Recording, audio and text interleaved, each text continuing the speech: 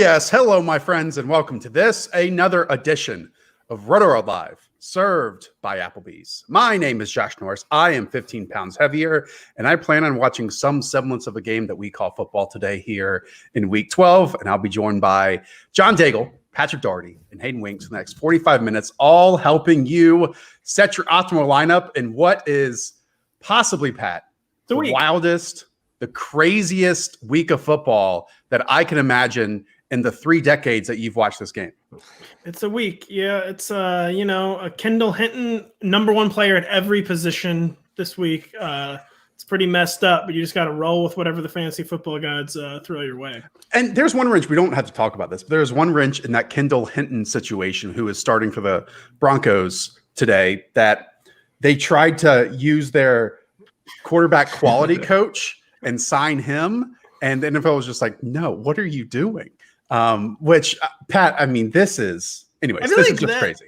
That should have been allowed. I mean, is there a bylaw against that? I don't really know why it wasn't allowed. And he's like through the quarantine and all that or whatever, because he's part of the – but yeah, I don't know, whatever. NFL is making it up as they go along, as typically happens during a pandemic. Right. Sean Payton suggested it in a competitions committee meeting 3 years ago and got that off the bylaws. Anyways, again, we are here for 45 minutes answering your start-sit questions. We will establish a Kendall Hinton line at some point during the show. Daigle, why don't we just talk about the generics of that statement? I know on Yahoo, he is considered a wide receiver, so many people are going to put him in the flex situation. That game right now, I believe, is a 15.5-point spread in New Orleans' favor on the road. What's your overall view right now of Kendall Hinton and this Broncos offense? Much like when it was supposed to Royce Freeman for that 5 minutes, they announced him as the emergency quarterback. We shouldn't expect them actually to play quarterback, right? Like Hinton may start at that position, but I wouldn't imagine 20 dropbacks. It's going to be Melvin Gordon, Phillip Lindsay also behind playing Wildcat. Jerry Jeudy is going to get a few carries today. It's going to be one of the wildest and probably worst offensive performances you've seen all year. Remember, the Saints defense hasn't allowed a 100-yard rusher since 2017. Hinton is not really like a true quarterback they're going to ask to game plan. He may just be getting a few snaps behind there. So the opportunity cost at Yahoo as a wide receiver is just fine, because a lot of these guys we're playing anyways are going to get 4 to 6 targets, which is worse than Kendall Hinton perhaps getting 4 to 6 carries, not to mention a handful of throws. But at leagues where he's eligible at quarterback, the opportunity cost there is a disaster. Like, you're not even coming close to starting him there. And then, of course, Melvin Gordon and Phillip Lindsay, this offensive team total has dropped to 10.2 points, one of the lowest I can recall, not only this year, but the past decade. The under has dropped to under 36, one of the lowest I recall the past decade. So genuinely just a terrible game environment for everyone involved. So you really just want to shy away from the Broncos offense altogether. Yeah, and again, get your Hinton questions in as we're rolling on. I'm sure many of you will have him locked in or in a conversation with other wide receivers on your roster. Look, I remember, I think it was back in 2005, a Carolina Panthers team started, I think it was Chris Winkie at quarterback, but instead they ran the Wildcat every single time. I was trying to find the box score and the play-by-play results of this on Saturday, and the game has mysteriously vanished from our memory and the internet's collective. So maybe this one will do that as well. Go ahead, Pat. Did you know today? I mean, today there is a team starting Taysom Hill at quarterback. It's the same game, Pat. Yeah, I was going to say, I mean, truly 2 weeks ago, if you told someone that there'd be a game where Taysom Hill was the only legitimate quarterback in the game, I mean, you would probably think, okay, this is 2020. That makes a lot of sense, but still. All right. We also have some very important fantasy players rejoining us here in Week 12. Austin Ekeler against the Buffalo Bills, Raheem Mostert against the LA Rams. Hayden, what's your view on their return to the lineups this week? I feel more comfortable with Raheem Mostert as an RB2 over Ekeler, but I get it. You can only keep Ekeler so far down the rankings. You can only sit Ekeler for only probably 20 maybe running backs at most.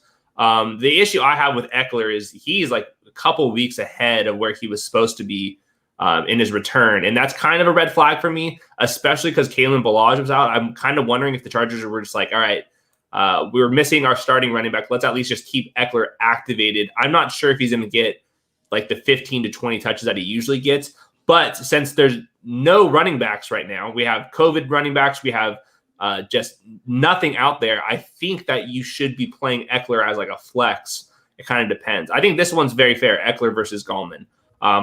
That's kind of the line I have. I have a feeling I'm going to be a little lower on Ekeler than everyone else, but this is like the type of range that I'm at right now. Pat?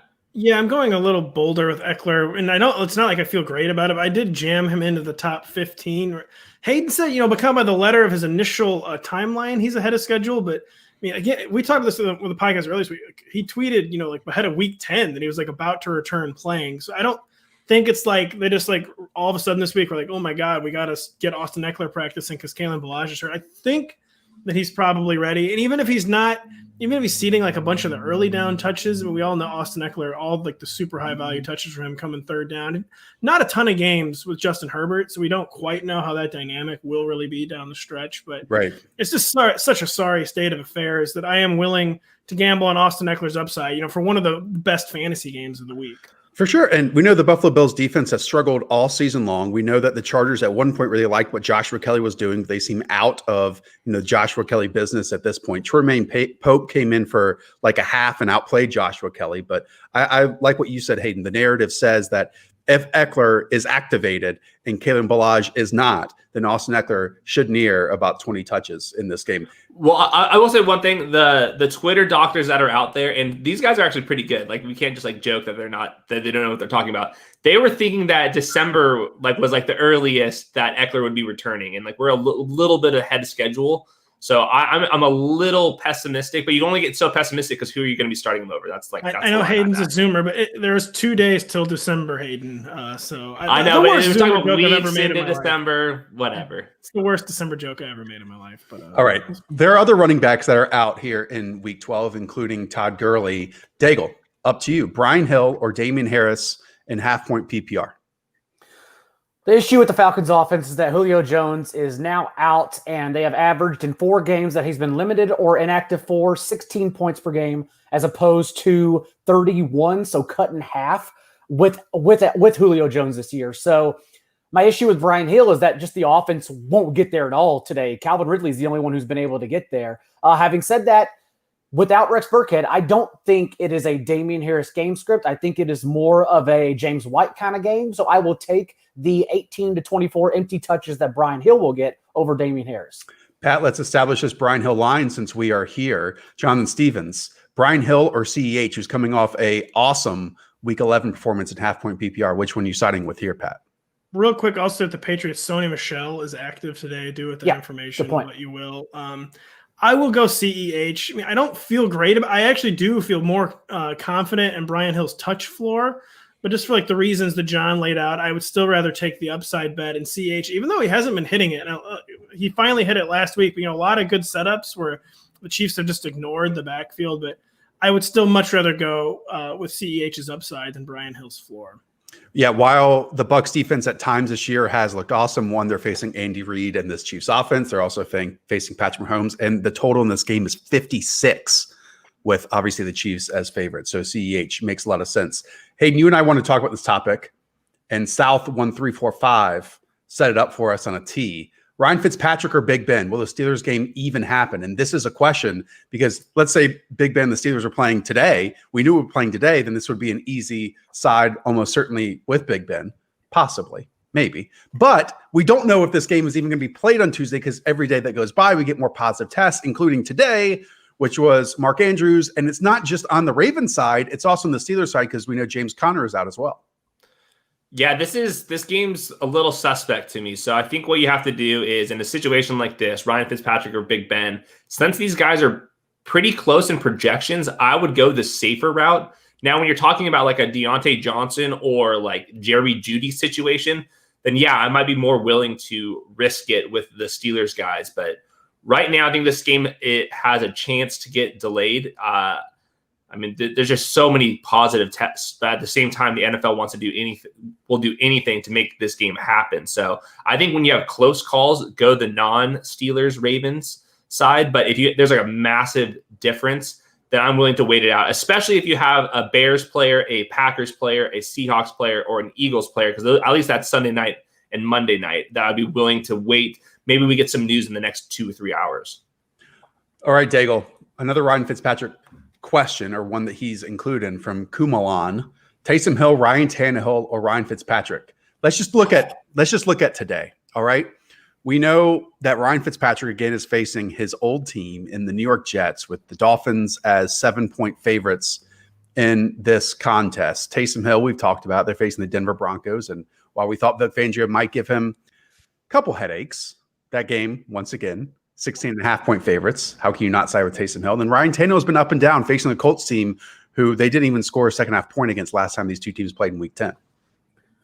I'm leaning Ryan Tannehill here, if only because the Colts do not have a pass rush today. No Danico Autry, no DeForest Buckner? DeForest Buckner, thank you. No Bobby Okereke. I think Okereke, that's his name. So no semblance of a front seven, really. I like the over that has increased nearly 3 points throughout the week, even over 51.5 today, whereas Taysom Hill still making his first career road start against a coach that can scheme him up. No left tackle or starting left guard for the Saints today as well. In a low total environment in altitude. Ryan Fitzpatrick could easily outperform Tannehill, but Tannehill is still much safer than Fitzpatrick, in my opinion.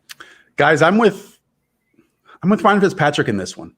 I understand that Taysom, it's the spread that we want, but I think one, as Daigle pointed out, the Teron Armstead, Andres Pete losses could be massive. And while we expect the Saints to win, and in order to do that, score a lot of points, I still think Ryan Fitzpatrick, I mean, this is a setup for that offense to be maybe at its best point this season, potentially the rest of the way. Yeah, and Ryan Fitzpatrick was like the QB 11 or so in per game scoring before he was benched, and there's no Tua, so there's no risk of him getting benched in the middle of this game. So I think that Ryan Fitzpatrick's floor is pretty safe, honestly. This will be the first game he's had without Preston Williams. It's not really that great of a supporting cast for Ryan Fitzpatrick, but yeah, this is a really weird set of three quarterbacks, all with like very interesting questions. Yeah. All right, here's another one, Daigle. Up to you. Pick one of these, then we'll go to Pat for the next one. Half-point PPR, Devontae Parker, Nyheim Hines, DJ Moore, and Michael Thomas. Pick one of these for Brendan that you're absolutely starting. I'm still starting Michael Thomas. I mean, last week with Taysom Hill, at least we can hang our hat on that he had a week high and season high 52% target share. So I'm just taking that here. Broncos also. I can't even name the number of defenders that are out for the Broncos. I believe, isn't Bryce Callahan is out? Not to mention a couple of front seven guys. Like there have been too many injuries this week. But I know they're missing 4 defensive starters that have been overshadowed because they don't have a quarterback. Yeah, Champ Bailey's out. All those guys. All right, Pat, I would side with Nyheim Hines here as one I'm absolutely playing. You? Yeah, I would. I mean, it feels tough to bench either DJ Moore or Devontae Parker there, but Hines, had the great game against the Titans 2 weeks ago. Even without Jonathan Taylor, I mean, I don't think any of us would be shocked if it was Jordan Wilkins. So they just like kept the carousel moving, and like the end game stuff just developed in an unpredictable way. But yeah, you have to bet on Nyheim Hines, who's been the best playmaker in that backfield all year against the defense. He just had a great game against 2 weeks ago. This is a quick one since Nyheim Hines is here. You play Nyheim Hines or James White 11 out of 10 days. Okay, let's go over to this one. Hayden, up to you. We're down to you. Hi, guys. Should I start Jalen Reagor or wait on Juju? Thanks. Well, this is good because you at least have Monday Night Football to wait for. So you'll know by the time this game starts if Juju's going to be playing or not. So, of course, if both games are playing, you go Juju. But I think by Monday night we'll have this game will be postponed by then or not. That's so sharp. That is so smart. And by the way, I forgot to ask about Chris Carson. Chris Carson is coming back into our lives. So Han Solo with 2 N's on Periscope. Pat, over to you. Chris Carson, Sterling Shepard, or Nelson Aguilar in his flex. I feel like this is a plug and play option with Chris Carson coming back into our lives. Yeah, I mean, the Seahawks offense has missed him so badly. And like the touch counts were lower than we expected with Chris Carson, but the passing game touches were much higher than they had been before. And even if he only gets like 8 or 9 carries, he's just getting very, very high value touches in this super high scoring offense. So Chris Carson basically can't be left on any benches this week, in my opinion. All right, Daigle, time to establish this Kendall Hinton line. Kingswood Hill, Chase Edmonds, Curtis Samuel, or Kendall Hinton in standard scoring. Be Curtis Samuel for me, who has double-digit fantasy points in 4 of his last 5 games. His role is pretty consistent. Also a terrific matchup that even the Cowboys averaged 5.9 yards per play against. So Vikings front 7 and defense, we don't worry about it all. A good matchup here.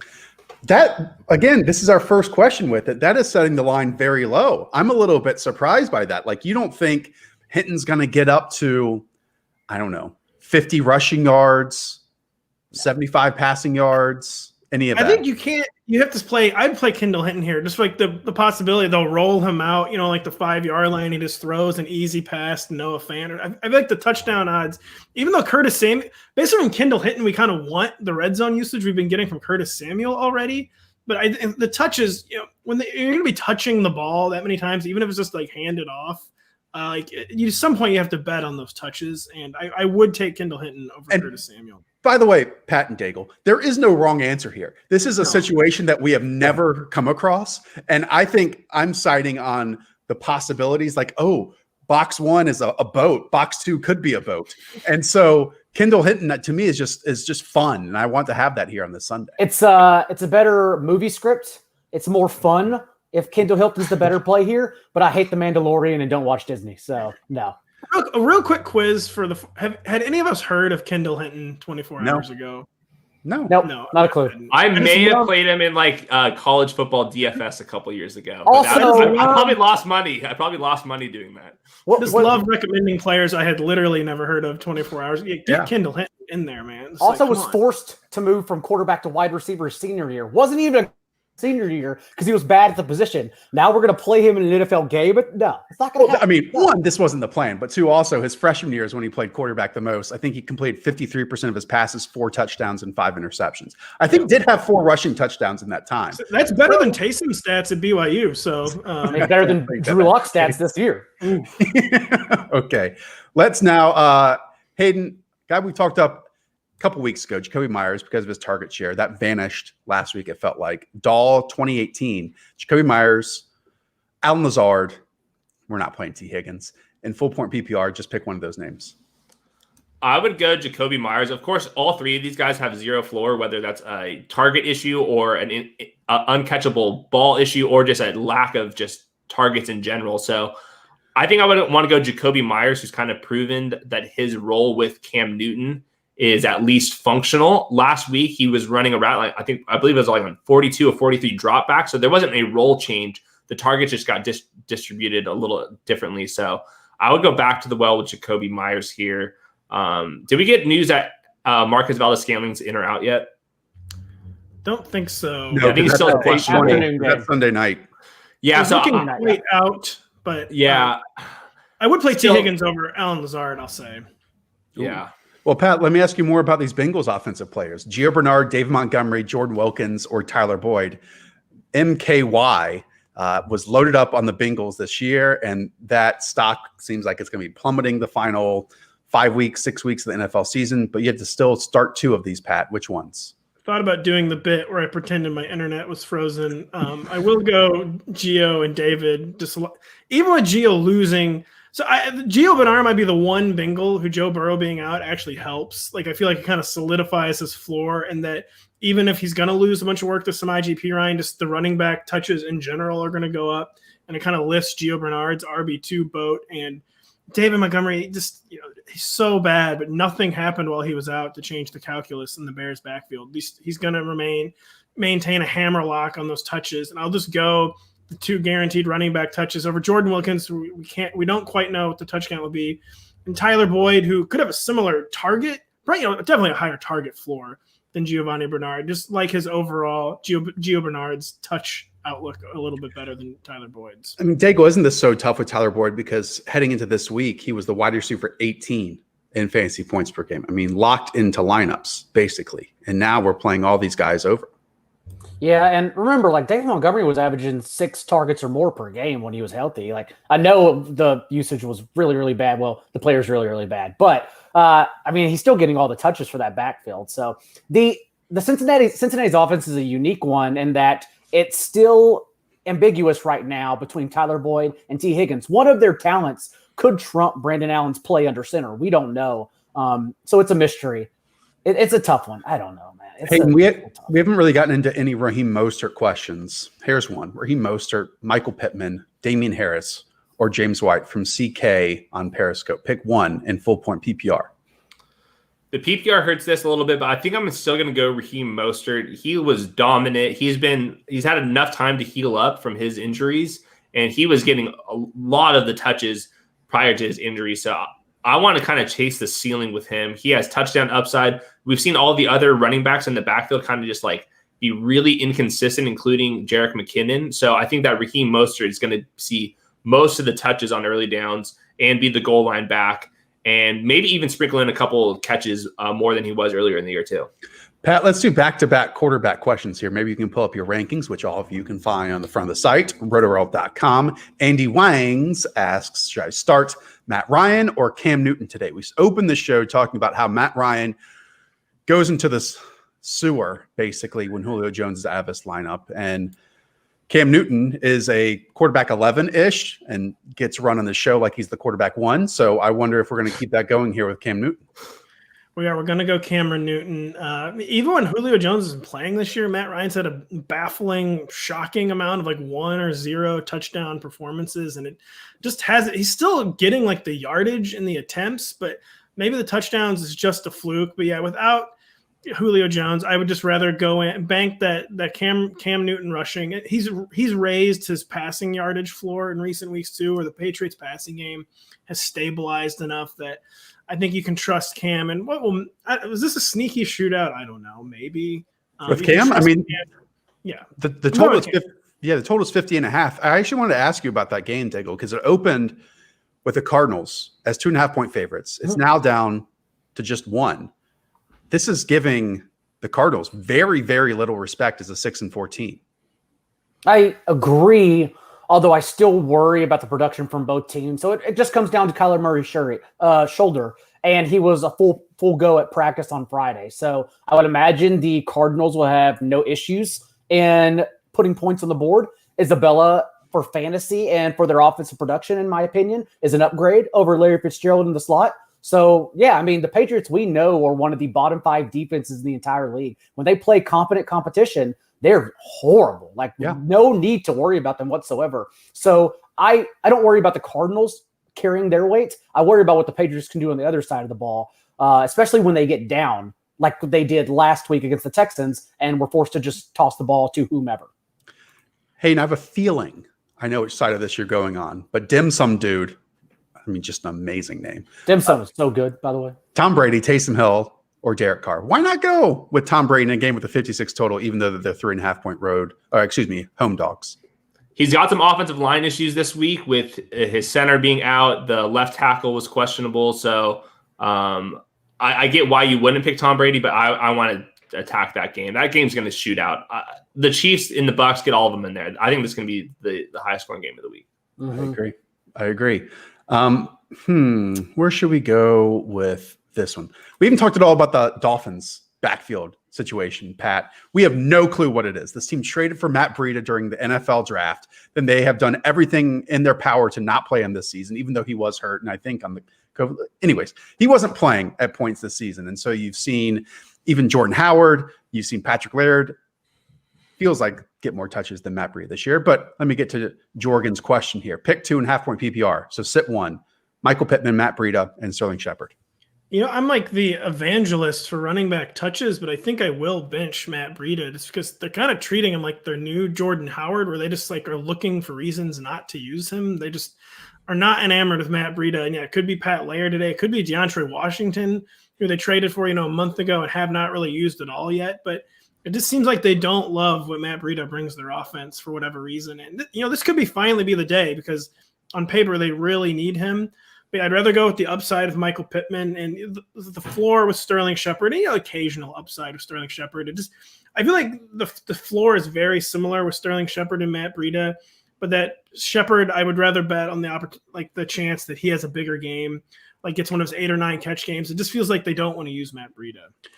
Daigle, 3 uncertain backfields here in Molnuts' question. Matt Breida, Benny Snell, obviously with the Steelers. I think only 2 healthy backs on that team with Anthony McFarland and Benny Snell. And then the same situation up in Indianapolis with Jordan Wilkins and Naeem Hines. Which one of these do you believe in most here on Sunday? It'll be Jordan Wilkins for me. Remember, this Titans defense also missing a lot of important pieces in their secondary and front seven, including Jadeveon Clowney. And Wilkins, it will be a committee most likely, but at least he has the chance to win the role, whereas I don't think Breida or Snell has a chance to actually be a workhorse. They'll just split the touches no matter what. If Wilkins outperforms Nyheim Hines and game script stays positive, he'll be the guy they lean on. So he's going to get his touches either way, in my opinion. That's the player I'm going with. I like it. Once again, you are watching Rotoworld Live, served by Applebee's. Hayden Winks, big name question. A.J. Brown or Cooper Kupp in standard scoring? This is from Jimmy McGee. Help Jimmy win his week, Hayden Winks. The standard scoring makes this tough, but I'm going to go Cooper Kupp because I think what's happening with the Rams is they're going to go super pass heavy in passes that are going to be near the line of scrimmage. That really helps Cooper Kupp. That really helps Robert Woods. It doesn't look like we're going to have Tyler Higbee and the backs aren't being used the same as they were earlier. I think the Rams are like top 5 in neutral pass rate over the last month. So I'm locking in Cooper Kupp as like a wide receiver 1, especially in PPR. In standard, this gets a little closer. But I think Cooper Kupp probably projects for like 4 or 5 more targets than A.J. Brown this week. My internet connection may be down. Hey, we're good? I can hear you. Good, Josh, we can hear you, folks. All right. Well, Pat, over to you then. Congratulations. Justin Herbert or Aaron Rodgers from Blake Pileski? I'll go Justin Herbert. Just one of the premier fantasy games of the week. The Bears, despite being the Bears, Aaron Rodgers is ripped just about every matchup he's had. The Bucks was like an elite defense that didn't play well against, but he just played really well against an elite but banged up Colts defense. But the Bears are still playing competently enough. Right? I bump Aaron Rodgers down to like mid-range QB1, like QB7 or QB8, whereas I have Justin Herbert comfortably in the top 5 this week. Just for production, who's helping us, it says, having trouble connecting. Please check your internet connection whenever I'm trying to delete the questions that are tallied up there. So if anyone can help me delete those on that end, or any of you, because you all have access to this as well. I have access, yeah. That would help me. If anyone can delete Josh's account, please. I'm done. I'm retiring in week 12, Pat. I'm out of here. Daigle, up to you from Hook'em. Austin Ekeler or Kareem Hunt? We're getting 100 Austin Ekeler questions here. Trying to find that line. Kareem Hunt above or below the Austin Ekeler line? Pat and Hayden may disagree here, but I think Kareem Hunt is the much safer play. Brown's the 4th highest team total quietly on the entire week. Kareem Hunt got the touches inside the 5 and inside the 10-yard line last week. I don't know if that sticks around. That was probably just a fluke. Having said that, we know that they will get both their running backs involved. 5 games now with both Kareem Hunt and Nick Chubb healthy, and Baker Mayfield has thrown 23 or fewer pass attempts in 4 of those 5. So this is going to be a run-heavy game script against a defense that has practically nothing. Like, it's basically the equivalent of the Broncos offense right now. Practice squad players scattered about. So, yeah, it's a big Browns day. Okay. MD Ivera. Okay. Good try, Josh. Good attempt. Let's go. Sit 1 and full point PPR between Kenyon Drake, Raheem Mostert, and DJ Moore. Hayden, you look very uncertain and potentially curious about this question. Sit 1, Kenyon Drake, Raheem Mostert, or DJ Moore?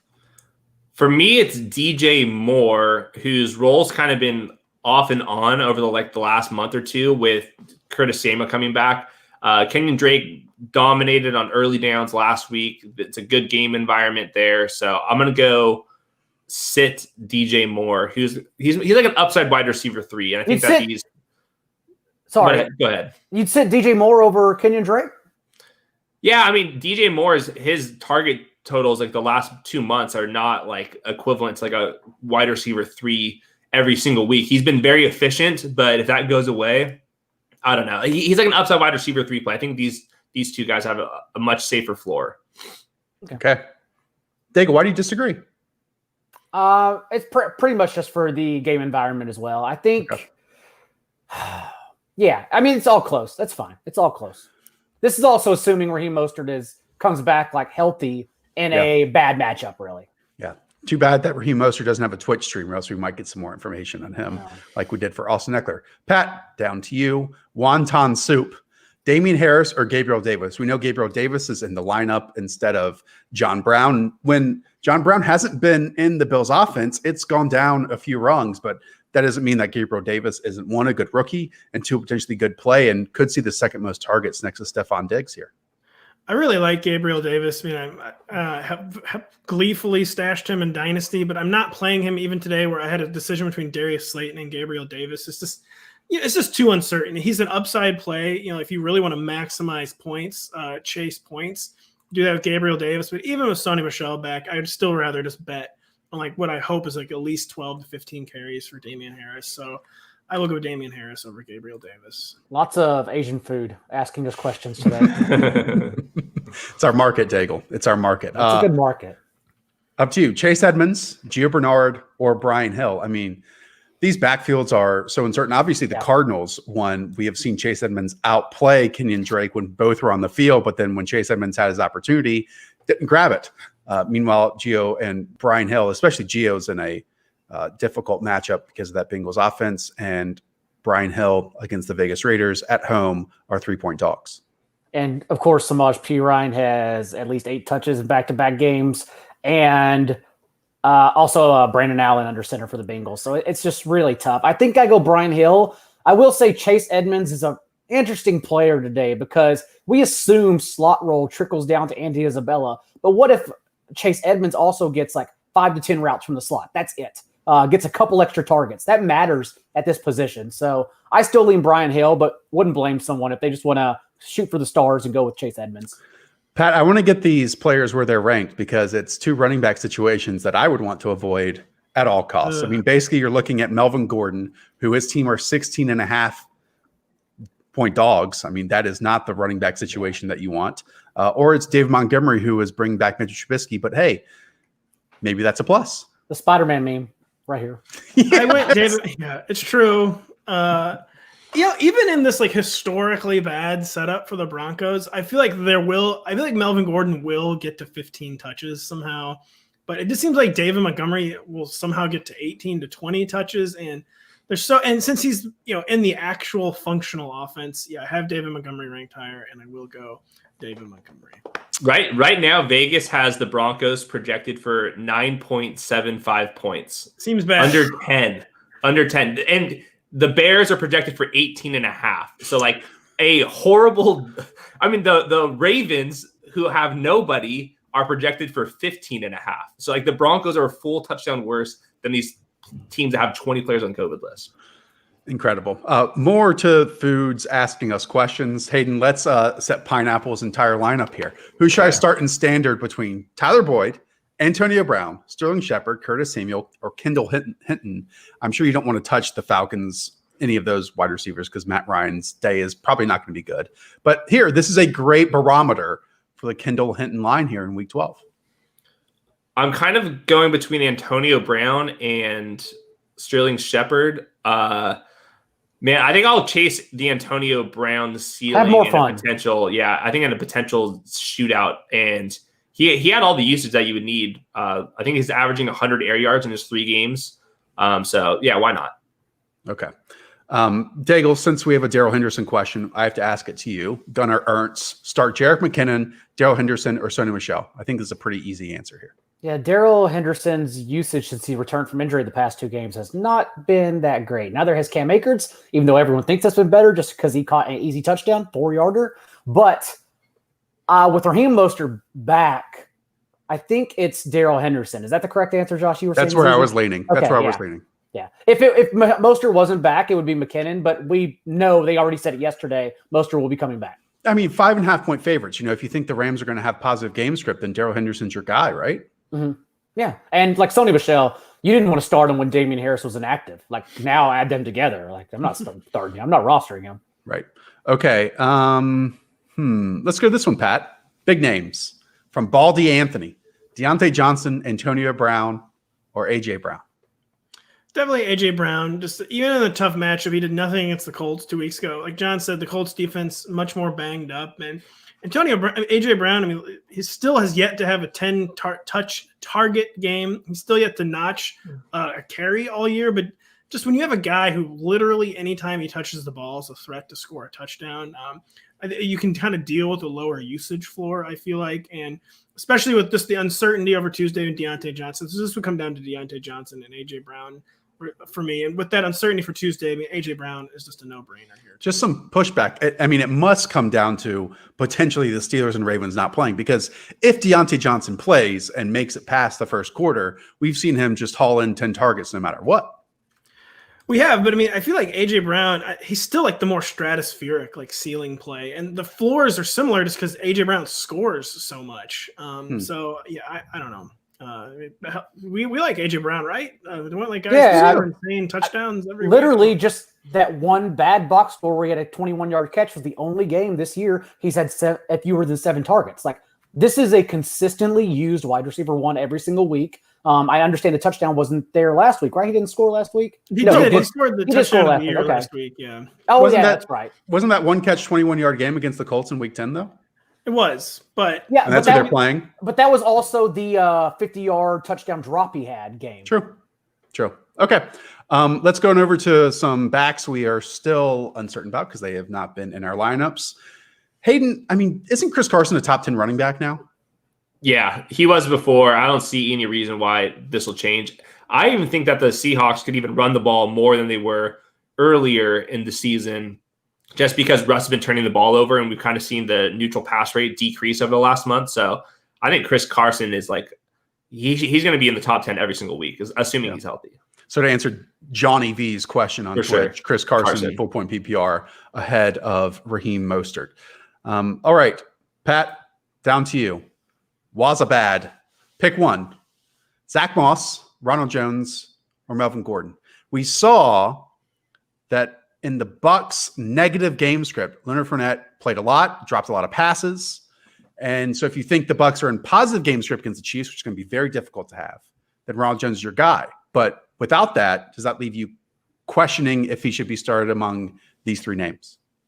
I mean, the Bucs backfield, it's just kind of like, I wish I could have like a sophisticated answer every week, but I just don't. It's just very difficult to know what will happen there. And Zach Moss and Melvin Gordon is like basically a coin flip to me. I honestly, I still, despite we've laid out several times now, historically bad Broncos offensive environment. I really do think Melvin Gordon will get to 15 touches. Maybe this will be famous last words, but Zach Moss's upside, what I'm hoping is the highest total game of the week this week, probably puts him over the top for Melvin Gordon to me, but they are basically a coin flip.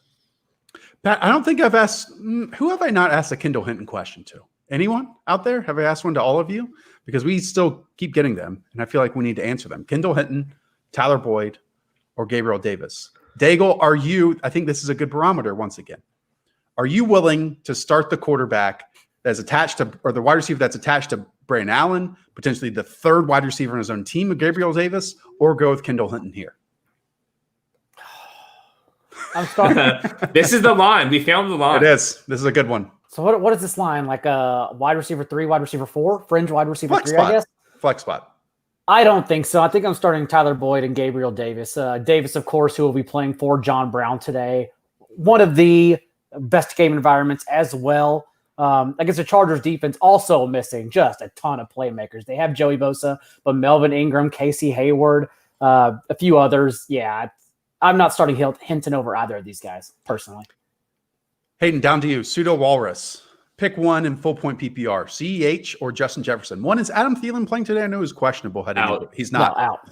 So you have Justin Jefferson as the lead wide receiver against the Panthers secondary that is without Dante Jackson, their best corner, or you have CEH in a highest total of the weekend of 56 against the Bucs.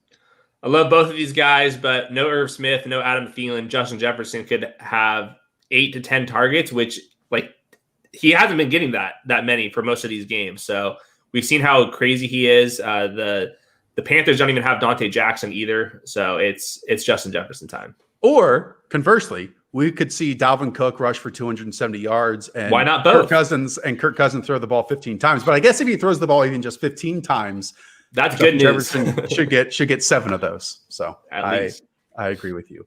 Pat, speaking of Justin Jefferson, Austin Ekeler, or Mike Evans from Brian Elder. I would at least think about it with Austin Ekeler, but yeah, I will go Justin Jefferson. I really do have fears that it's just going to be Dalvin Cook extreme takeover, and it is like 15 attempts, and like 5 of them are Kyle Rudolph with Irv Smith out. But Justin Jefferson has big days, even on 4 or 5 targets. He had 86 targets, just on 86 yards, just on 5 targets last week. So Justin Jefferson, instead of like contriving reasons to get him out of your lineup, you should still be contriving reasons to get him into your lineup. All right, Daigle, here's a difficult one. Since Juju is playing on potentially Tuesday night, would you side with the belief, the faith that game in the NFL, which, we all trust right now at this time of year, that game will be played, or are you going to go with Curtis Samuel and Jarvis Landry in half-point PPR? These questions are tough because I think the game will play, but I don't want to put my beliefs onto everyone whose games like actually hinge on wins. It's typically best to bet against the smart decision when it comes to the NFL, and the smart decision would be to cancel this game. Thus, it's likely going to be played. So I think it plays. Having said that, I'm still probably just locking in Jarvis Landry for a higher floor. Huh. Okay. I don't want to end up hurting somebody because of my narcissistic beliefs in the world. I mean, it's basically the second to last week of the regular season. Their playoffs and fantasy football can hinge on this decision that you just made. So right. I'm so glad you went with Jarvis Landry on that occasion. I'm going to take the high. I'm just going to take the floor. I'm going to take the floor. All right, Pat, down to you. In your rankings for E. Jones Bones in full point PPR, who do you have higher, CEH or Mike Davis? This likely, we said this already once, is Mike Davis's last start of the season with the Panthers on bye next week, and then Christian McCaffrey probably coming back. So on this occasion, who are you going with? This is Mike Davis's third last start of the season, yes. And I have him ranked 1 spot ahead of CEH, and he's been bleeding work, he's been bleeding efficiency, but he's keeping still a high enough share of their touches where I will go Mike Davis as the guaranteed touches and what could be, kind of like a very ragged, fantastic fantasy game over CEH, where even in the highest total game of the week, we just never quite know what to expect from CEH's usage. Just to catch Malachi up, Pat and I have sided with Kendall Hinton in half-point PPR in this occasion. Daigle has sided with Tyler Boyd. I'm not sure where Hayden Winks sides in this one. This was tough. I would have started Hinton over Gabriel Davis. The Boyd one was the tougher decision. I think I'm going to go. I'm going to go Tyler Boyd, and the reason is I think James Bradbury is probably going to be on T. Higgins, and that leaves Tyler Boyd with the much easier matchup between the two guys that we want, that the Bengals have been throwing the ball to. So I'm going to go Tyler Boyd. I think Hinton's probably like 40 rushing yards, 115 passing yards, maybe a touchdown, and that might be too generous on the passing yards. Here's a tough one up to you, Daigle. I got a few James Robinson questions this morning without even asking for them. And it's because, one, James Robinson has just been an absolute stud this season. But two, we're seeing Mike Glennon as his quarterback. They are 7-point home dogs against the Cleveland Browns. Are you going to go with James Robinson in this situation for Brandon? Or are you going to go with Austin Ekeler, who's returning to a workload we're not certain of? I'm going with James Robinson. That seems tough, I guess. But remember, still top 5 in fantasy points per game, despite everything that's happened to him in the Jaguars offense this year. No Dario Gumbawale, who is their pass-catching back behind James Robinson. It's only Divine Zigbo yet again. And even we had a few beat writer reporters this morning saying that they don't expect a Zigbo. Like, he's merely active. They don't expect him to handle any sort of amount of touches. So I think James Robinson remains one of the safest running backs somehow, some way that you could have picked up off the waiver wire ahead of week 1 every single week. All right. We have 1 minute left. 3 rapid fire questions. We're going to go Hayden, Pat, then Daigle. Hayden, over to you from NIT. Mike Evans or Robert Woods in half-point PPR? You're killing me. This is tough. I'm going to go Robert Woods, but I don't have too much confidence in that. I'm sorry. Pat, Skull Road Shades, Kenyon Drake or Austin Ekeler in half-point PPR? I'm going to share really quick personal news. I just put Kendall Hinton in a lineup over Michael Pittman. And I will go Austin Ekeler. I'll go Austin Ekeler over Kenyon Drake. You guys are under. I mean, everyone just like last week. Taysom Hill, you got to do it. Like, it's really not that much different with Kendall Hinton. I mean, it's different, but I mean, the argument is pretty. If Kendall Hinton doesn't post wide receiver 2 numbers, I would be honestly pretty surprised. Taysom Hill played snaps at quarterback and was a gadget player at least. Kendall Hinton has not taken a quarterback snap since college. Hey, this, you say tomato, I say tomato. He got it this morning. Stop. Over to you. Rob, RMM, Daigle, to close us out. Ronald Jones or Brian Hill in full point PPR? Ronald Jones, I want every single person in that game. The Chiefs, the past 3 games, of course, throwing at the league's highest rate with a lead, which is pretty sexy, but also overall. And the Bucs, I understand that if you only watch primetime games, you think the Bucs are one of the worst offenses in the entire league, but they're still number 7 in passing DVOA. Brady bounces back huge in this game. They're just the most unpredictable team in the NFL. Like some weeks they look like the top 2 team. Some weeks they look like the 16th best team. They're just unpredictable. It will get dark during the course of this game, so you really have to worry about that for Tom Brady. Is Tom Brady still suffering from tryptophan? Who knows? We'll find out. All right, guys, this was like the fastest 45 minutes we've done all season. Everyone out there, if you enjoyed our show, be sure to download the Rotoworld Football podcast on your cell phone. We'll have a game-by-game recap by the time you wake up on Sunday morning. I mean, this Sunday in Week 12 is setting up to be absolutely wild, and we'll have every single fantasy relevant player covered, every single game covered from the beat writers, from the blurbers who cover the beat writers who have covered the game. All that good stuff. We'll have it there for you. All right.